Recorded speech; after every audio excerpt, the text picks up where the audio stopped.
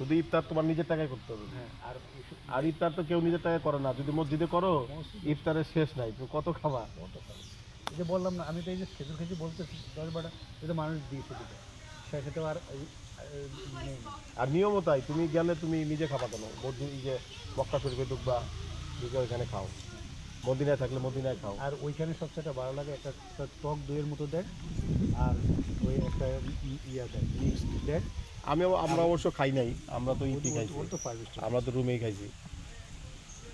ওইখানে তো খাওয়া ওপরে, 5 স্টার হলে তো খাওয়ার অভাব। আরে আমরা যখন খাইতে গেছি ওইটা তো তোমার বুফে না, আমরা যখন খাইতে গেছি রাতের বেলা, মনে করো আমরা 4-5-6 জন বইছি না, আর শোনো না, আমরা 5-6 জন মিলে যে খাবার নিছি, এক পিচ্ছি সৌদি আরবের লোক কি পরিমাণ খায় খালি তোমার এটা বুঝে দিচ্ছি।